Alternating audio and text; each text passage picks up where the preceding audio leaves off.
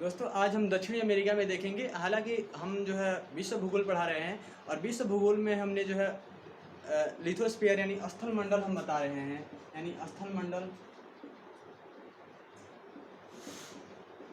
मंडल हम पढ़ा रहे हैं। स्थल मंडल में हमने जो है आपको उत्तरी अमेरिका बता दिया था। अब हम जो है दक्षिणी अमेरिका बता रहे हैं। उत्तरी अमेरिका में हमने जो है मैदान, पठार, पर्वत, नदियाँ यानी सारी चीज़ें जो हम उत्तरी अमेरिका में बता दिए थे। अब जो हम दक्षिणी अमेरिका पढ़ रहे हैं और दक्षिणी अमेरिका में भी बहुत सारी चीज़ों का डिस्कस हमने कर लिया था। यानी हमने बता दिया था दक्षिणी अमेरिका में ये दक्षिण अमेरिका है। यहाँ पर हमने बताया था यहाँ पर अटलांटिक महासागर है। यहाँ पर जो हमने बताया था कि जो है प्रशांत महासागर है यानी पैसिफिक ओशियन है। यहाँ पर गलापागोस द्वीप है और यहाँ पर जो है कैरेबियन द्वीप है। कैरेबियन द्वीपों का नाम भी बता दिया था हमने। और यहाँ पर जो है टेरा डेल फ्यूगो द्वीप है जो आधा चिली अर्जेंटीना का अधिकार है। और यह जो दक्षिणी अमेरिका और जो टेरा डेल फ्यूगो द्वीप को अलग करता है तो मैगेलन जलसंधि अलग करता है। और ये केप हॉर्न जो सबसे दक्षिणतम बिंदु है। इसके अलावा देखिए कि ये मैगेलन जलसंधि है। ये हमने कई सारी चीज़ें हमने बता दिया था। और यहाँ पर जो है दुनिया यानी दक्षिण अमेरिका की सबसे ऊंची चोटी है तो वो है अकांकागुआ है जो एंडीज पर्वत की सबसे ऊंची चोटी है। और ये प्लेट है जिसका नाम है जो है नजका प्लेट है। और ये प्लेट है दक्षिण अमेरिका। इसे यह टकराई तो यहाँ पर फोल्ड माउंटेन यानी एंडीज पर्वत बना। और यहाँ पर हमने बताया था कि यहाँ पर जो है ओजोन डेल सलागो यानी ओजोन डेल सलागो जो है दुनिया की सबसे ऊंची सक्रिय ज्वालामुखी है तो ओजोन डेल सलागो है। हालांकि पहले यहाँ पर कोटापक्षी ज्वालामुखी जो इक्वाडोर में है इसे कहा जाता था कि पुरानी एनसीईआरटी में कि यह जो है दुनिया की सबसे ऊंची सक्रिय ज्वालामुखी है, लेकिन यह नहीं है। अभी ये जो है ओजोन डेल सलागो है। अभी के समय में देखेंगे तो ओजोन डेल सलागो ये है। यानी इतने सारी चीज़ें हमने बता दिया था। आज हम दक्षिण अमेरिका के बारे में जो है और भी चीज़ों को देखेंगे।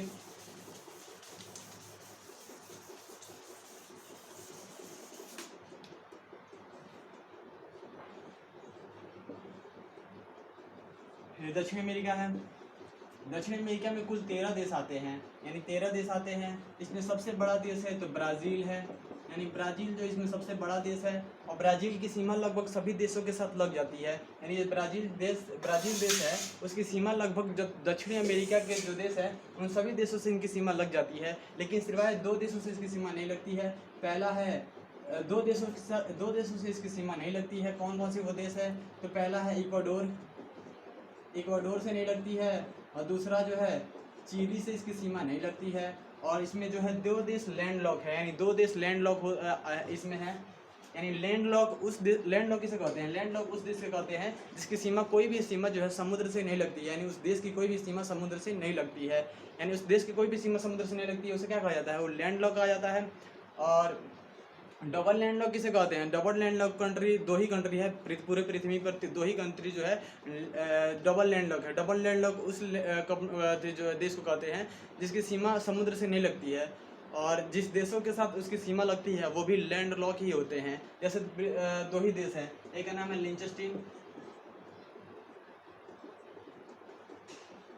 लिंचेस्टीन और दूसरा है उज्बेकिस्तान। यानी उज्बेकिस्तान और लिंचेस्टीन। उज्बेकिस्तान की जो सीमा लगती है वो स्विट्जरलैंड ऑस्ट्रिया से लगती है, जबकि जो लिंचेस्टीन की जो सीमा लगती है तो स्विट्जरलैंड ऑस्ट्रिया से लगती है। जबकि उज्बेकिस्तान की सीमा लगती है तो कजाकिस्तान, किर्गिस्तान और तुर्कमेनिस्तान से उसकी सीमा लगती है। और जो लिंचेस्टीन की राजधानी है तो वादूज जो है इसकी राजधानी है। यानी वादूज जो है इसकी राजधानी, जो लिंचेस्टीन की राजधानी है तो वादूज है। ये तो रहा अलग मैटर है, यानी ये अलग बातें हैं। लेकिन हम दक्षिणी अमेरिका पढ़ा रहे हैं तो लैंडलॉक आया इसलिए हमने बताया। लैंडलॉक इसमें लैंडलॉक कंट्री है। इन 2 लैंडलॉक कंट्री कौन कौन से हैं तो एक है बोलीविया है। और दूसरा है तो पैराग्वे है। यानी पैराग्वे 2 देश इसमें जो है लैंडलॉक आते हैं। बोलीविया और पैराग्वे जो है इसमें लैंडलॉक आते हैं। बोलीविया और पैराग्वे कौन से देश है? लैंडलॉक है। और जो है विषुवत रेखा, यानी यहाँ से विषुवत रेखा गुजरती है तो विषुवत रेखा पर इसके 3 देश आते हैं। पहला आता है इक्वाडोर आता है, दूसरा आता है तो कोलंबिया आता है और तीसरा आता है तो ब्राज़ील। यानी 3 देशों की विषुवत रेखा पर जो है दक्षिणी अमेरिका के 3 देश आते हैं। पहला इक्वाडोर आता है,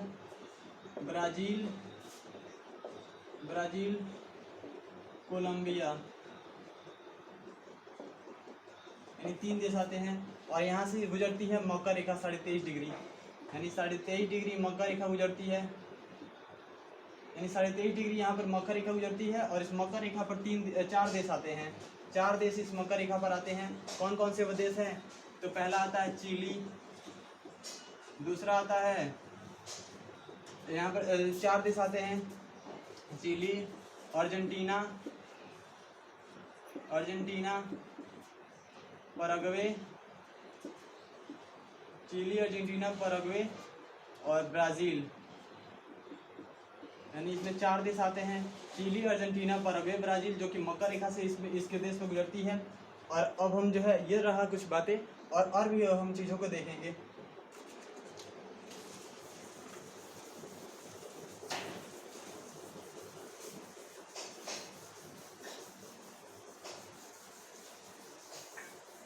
हमने जो है बता दिया था कि कैसे फोल्ड माउंटेन बनते हैं, कैसे नदियाँ बनती हैं, कैसे जो है झील बनते हैं, ये सारी चीज़ों का कॉन्सेप्ट हमने बता दिया था। पठार का भी कॉन्सेप्ट बता दिया था, मृत घाटी का भी कॉन्सेप्ट बता दिया था।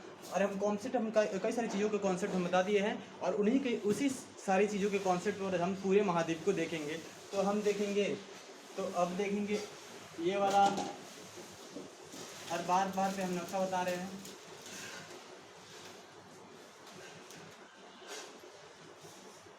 यह दक्षिणी अमेरिका है, और दक्षिणी अमेरिका के उत्तर में यहाँ पर जो 3 देश आते हैं, 3 देशों का एक समूह आता है।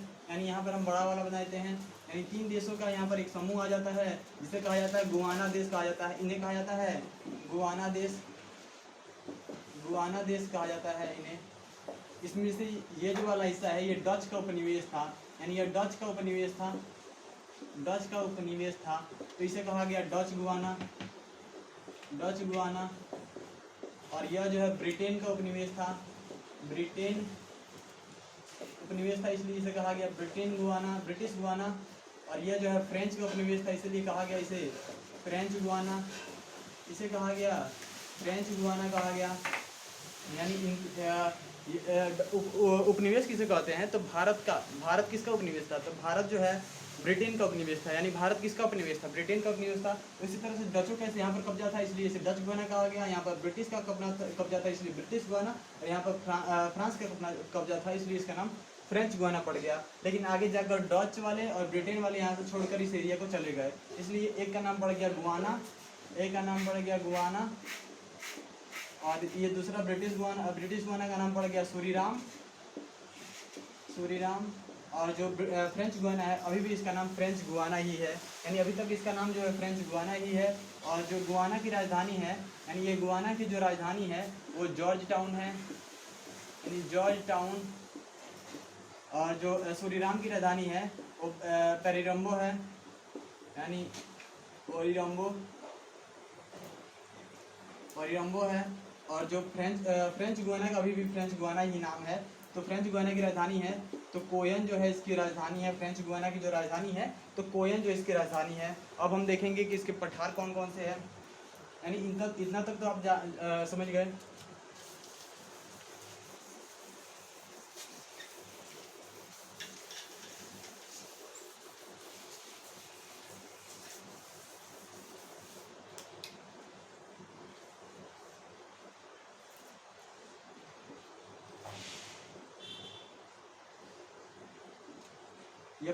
ये बता सकते हैं ये क्या है? अब बता सकते हैं ये क्या है? ये जो है ब्राज़ील की उच्च भूमि है। तो क्या है ये? ब्राज़ील की उच्च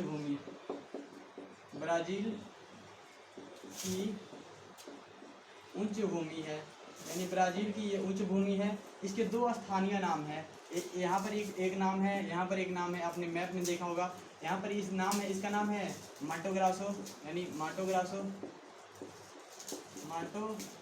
ग्रासो जो इसके स्थानीय नाम है। और यहाँ पर ये है तो बोर्बोरिमो है, ये वाला हिस्सा है, इसे कहा गया माटो ग्रासो। और ये है बोर्बोरिमो, माटो ग्रासो बोर्बोरिमो है। तो ये दोनों स्थानीय नाम है, जबकि इसका पूरा नाम ब्राज़ील की उच्च भूमि है। जिस तरह से भारत में देखेंगे तो भारत के झारखंड में एक पठार है जिसका नाम है छोटा नागपुर का पठार। और छोटा नागपुर के पठार से बीच में एक नदी बहती है जिसका नाम है दामोदर नदी, और दामोदर नदी बहती है।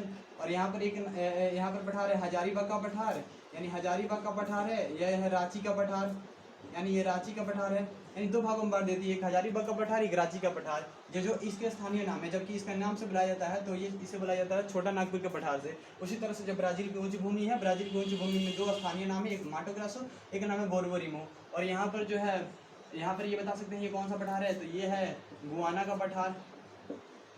यानी ये कौन सा पठार है, गुयाना का पठार, जो इसका ये पठार है। और जो यहाँ पर पठार है, तो आप बता सकते हैं यहाँ पर कौन सा पठार है, ये अंतर पर्वतीय पठार है। ये कौन सा पठार है, तो बोलीविया का पठार है, बोलीविया का पठार। ये कौन सा पठार है, तो बोलीविया का पठार है। बोलीविया का पठार को हम जो है अल्टीफनो का पठार कहते हैं। बोलीविया का पठार को हम जो है एल्टीफनो का पठार कहते हैं।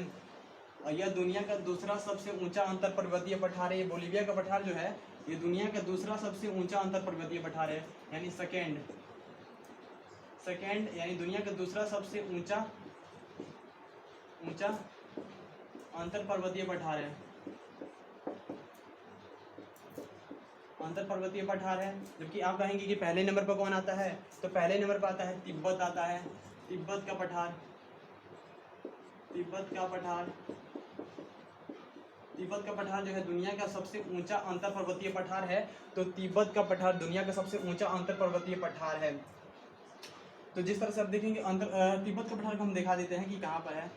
ये भारत है, और ये हिमालय पर्वत है, और ये है कुनलुन पर्वत, और यहाँ पर बीच में जो पठार आ जाता है वो तिब्बत का पठार है, जो अंतर पर्वतीय पठार है, दुनिया का सबसे ऊंचा अंतर पर्वतीय पठार है, जिसके दक्षिण में तो हिमालय और उत्तर में कुनलुन आ जाता है।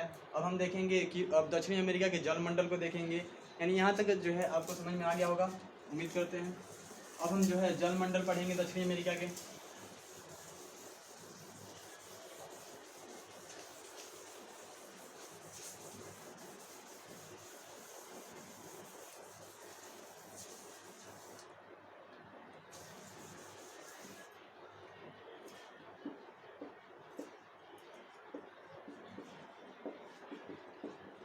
दक्षिणी अमेरिका के हम जलमंडल देखेंगे, यानी जलमंडल, दक्षिण अमेरिका के हम जलमंडल को देखेंगे।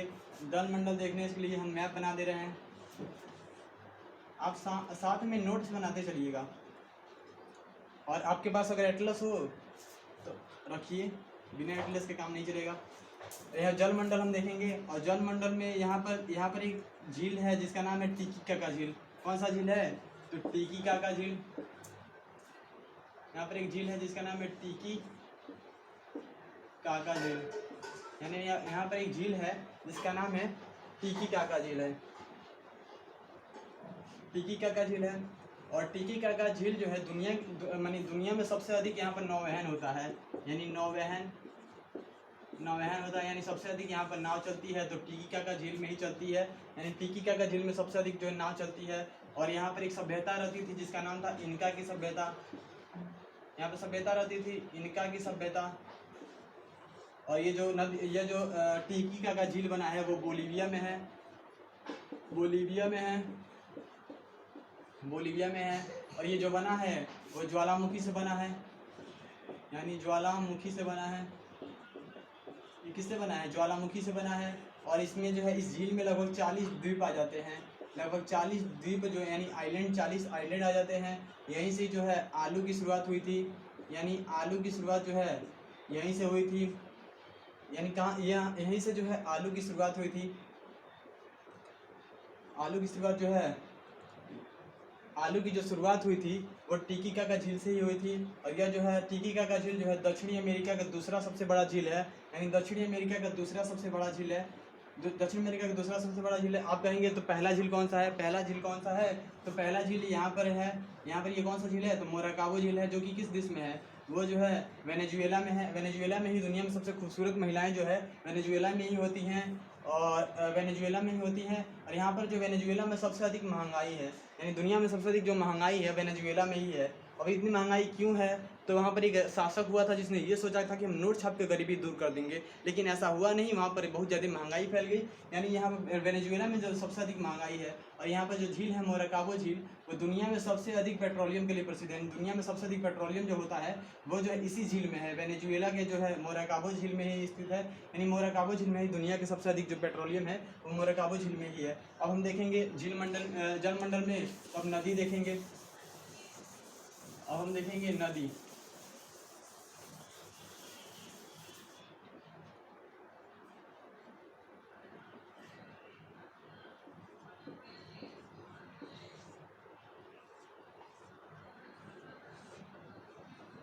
ये बता सकते हैं कि ये कौन सी नदी है? ये कौन सी नदी है? ये अमेजॉन नदी है, जो कहाँ से निकलती है? पेरू से निकलती है। पेरू से निकलती है अमेजॉन नदी। ये कौन सी नदी? अमेजॉन नदी, जो दुनिया की सबसे बड़ी नदी है। यानी दुनिया की सबसे बड़ी नदी, दुनिया की सबसे बड़ी नदी है। यहाँ पर सबसे अधिक पानी पाया जाता है। यानी इस नदी में जो है सबसे अधिक पानी पाया जाता है। पानी इसमें सबसे अधिक पाया जाता है, इसलिए दुनिया की सबसे बड़ी नदी है। और ये पानी क्यों इसमें ज़्यादा पाया जाता है? तो इसकी 1000 से लगभग ज़्यादा जो है इसकी सहायक नदियाँ हैं। और जो है यहाँ पर सबसे अधिक जो है वर्षा होती है, क्योंकि यहाँ पर जो यह विषुवत रेखा के पास है, और विषुवत रेखा के पास हम जानते हैं कि बहुत ज़्यादा गर्मी पड़ती है, और यहाँ पर हवा जो पानी है वाष्प बनकर ऊपर उठता है, और हमेशा यहाँ पर वर्षा होते रहता है। इसलिए जो इसकी सहायक नदियाँ भी ज़्यादा हैं। इसलिए जो अमेजॉन नदी में जो सबसे अधिक जो पानी होता है वो अमेजॉन नदी में ही होता है। और अमेजॉन नदी में अमेजॉन में देखेंगे तो अमेजॉन में जंगल है, तो यहाँ पर जो वन बहुत ज़्यादा पाए जाते हैं, और यह वन जो है त्रिस्तरीय वन पाए जाते हैं। त्रिस्तरीय में कैसे होता है कि एक बड़ा पेड़ होता है, उसके नीचे छोटा पेड़, उसके नीचे जस्ट छोटा पेड़ होता है। यानी जहाँ जहाँ धूप लगती है वहाँ वहाँ पेड़ जो है उगते हैं, इसलिए इसे कहा जाता है सेलवास वन। सेलवास वन कहा जाता है। सेलवास वन, इस वन को जो है, पूरे वन को जो है सेलवास वन जो ब्राज़ील में कहा जाता है।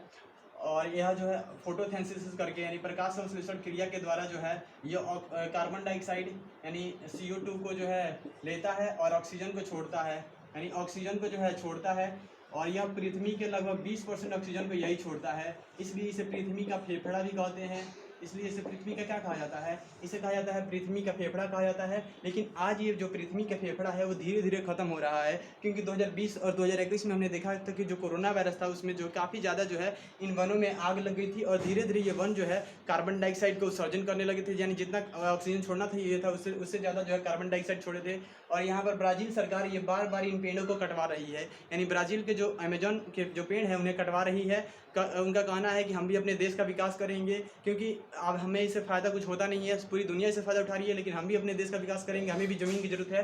तो ब्राज़ील के द्वारा जो है इस पेड़ को काटा जा रहा है, जबकि पूरी दुनिया कह रही है कि इस पेड़ को ना काटा जाए, लेकिन ब्राज़ील कह रहे हैं कि हमें कुछ देना है तो दो, नहीं तो हम इस पेड़ को काटेंगे। यानी हम इस जो है पेड़ को काटेंगे। और दूसरी कौन सी नदी है? तो दूसरी नदी है, तो यहाँ पर है यहाँ पर गुआना का पठार है।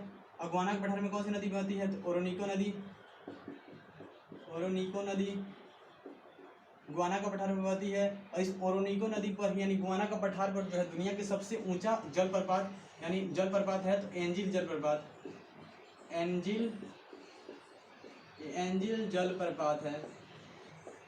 एंजिल जलप्रपात यानी एंजिल वाटरफॉल है, तो ओरोनिको नदी पर है। और ये जो है गुआना का पठार में बहती है और जाके गिरती है। ऐसे जो झरना, ऐसे जो है पठार है और ऐसे नदी गिरती है तो इसे झरना कहा जाता है। और ये गिर रही है, तो दुनिया के सबसे ऊंचा जो झरना है वो एंजिल जलप्रपात ही है, जो कि ओरोनिको नदी पर है और गुआना का पठार पर है। और यहाँ पर जो है नदी है, यहाँ पर 3 नदी है। एक का नाम है पाराना नदी, और यहाँ पर है यह जो है पराना नदी है, पराग्वे नदी है, और ये उरुग्वे नदी है। और तीनों नदी एक ही में आकर मिल जाते हैं, और यहाँ इसका मुहाना जो है बहुत ज़्यादा बढ़ जाता है, यानी बहुत ज़्यादा बड़ा इसका मुहाना हो जाता है। और इसके मुहाने पर ही 2 देशों की राजधानी आ जाती है। एक यहाँ पर राजधानी आ जाती है, यहाँ पर राजधानी आ जाती है, और ये राजधानी आ जाती है। तो ये जो उरुग्वे की राजधानी है, यानी सेंट जो है यहाँ पर राजधानी आ जाती है, तो सेंट वीडियो। और जो यूक्रेन की राजधानी है सेंटा वीडियो है। और जो अर्जेंटीना की राजधानी आ जाती है, तो अर्जेंटीना की राजधानी आ जाती है तो ब्यूनस आयर्स, यानी ब्यूनस ब्यूनस आयर्स 2 राजधानियाँ जाती हैं, एक जो है सेंटा वीडियो और जो ब्यूनस आयर्स 2 राजधानियाँ जाती है। और यहाँ पर जो जिस खाड़ी में ये गिरती है, यानी जिस दर्रा नहीं कहेंगे, यानी जिस मुहाने में गिरती है, मुहाना में गिरती है, उसका नाम है रियो डी ला प्लाटा। रियो डी यहाँ गिरती है जिस मुहाने में, उसका नाम है रियो डी प्लाटा जो है इसका नाम है, यानी रियो डी प्लाटा जो है इसका नाम है। यहाँ पर जो है मैदान में दिखेंगे तो यहाँ पर पंपास का मैदान है, यानी पंपास घास का मैदान है। ये कौन सा मैदान है घास का? तो पंपास, मार्कर भी उतना नहीं चल रहा है। पंपास, ये कौन सा घास का मैदान है? तो ये पंपास घास का मैदान है। और पंपास घास के मैदान में सबसे अधिक जो है यहाँ पर जो है पशुपालन होता है। लेकिन पशुपालन जो होता है वो जो है दूध के लिए नहीं होता है, बल्कि मीट के लिए होता है, मांस के लिए होता है। दुनिया के सबसे अधिक निर्यातक देशों में जो पंपास घास का मैदान जो अर्जेंटीना में है, और अर्जेंटीना जो सबसे अधिक दुनिया में जो है मांस का निर्यातक भी देश है, और यानी दुनिया के सबसे अधिक जो है मांस निर्यातक देश में ये आ जाता है। ये रहा आज के लिए बस इतना ही ज्योग्राफी में। और हम अगले वीडियो कल यानी ज्योग्राफी के कल जो है एक क्लास लेना है, यानी कल जो है लगातार अब क्लास चलेगा ज्योग्राफी का। उम्मीद आपको समझ में आया होगा। मिलते हैं अगले वीडियो में, तब तक के लिए जय हिंद।